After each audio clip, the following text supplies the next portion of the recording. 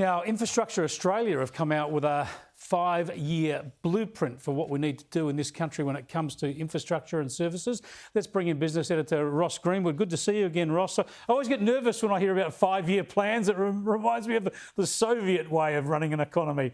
What do they reckon is going to happen?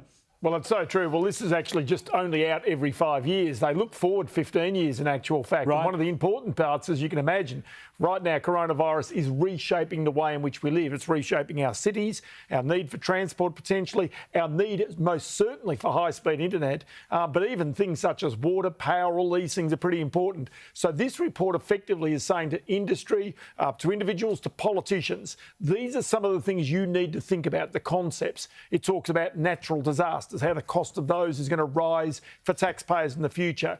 But it certainly talks about, in particular, coronavirus and the way in which that changes. So Romilly Mathew is the boss of Infrastructure Australia. I had a bit of a chat to her today. Here's just a little of what she said.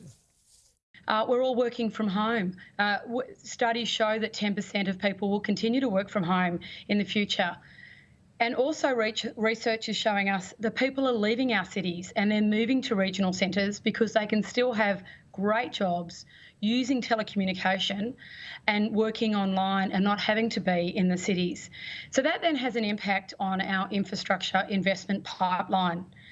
However, it is not the time now to make changes to that. And the reforms say in our report that we need to wait until we're on the other side of COVID to really make any significant changes to our pipeline.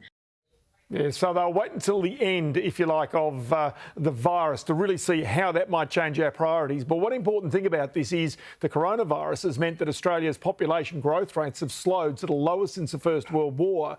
And that means we won't reach 28 million people here in this country until 4 years later than had previously been forecast. Yeah, that's a massive change, isn't it? Not just for infrastructure, but for the whole growth prospect of the economy. Now, on Business Weekend this weekend, you're going to get a bit of heavy metal going, a bit of akadaka. Absolutely. And I'll tell you, the reason for that is because one of the most interesting business people in Australia right now is a bloke called Richard White. You may never have heard of him, but he's knocking on the door of becoming the top 10 wealthiest people in Australia, worth about $7 billion. Now, he started, curiously enough, as a guitar technician for AC/DC and for the Angels and a whole bunch of others. He was a player himself. So I went to his home. It's actually his family home where he grew up, in Bexley in the southwest suburb in Sydney, to talk about this and about this business he's built. So he talked about, his success and obviously where he'd come from, but also about trying to stay grounded. Here's just a little of Richard White. Look, I think you can let things get control of you and you start losing perspective, right? So I think it's quite important to have these grounded ideas. But ultimately, I like having familiar circumstances around me. It gives you stability and it means that you're not getting too full of yourself, right? So the profit result, Chris, from WiseTech came out about 10 days or so ago. The share price is up by 35% since then. Richard White, his value, if you like, has increased by almost $2 billion since that time. Not a bad payday. Extraordinary stuff. Look forward to the rest of that on Sunday. Have a good weekend, Ross. No problems at all.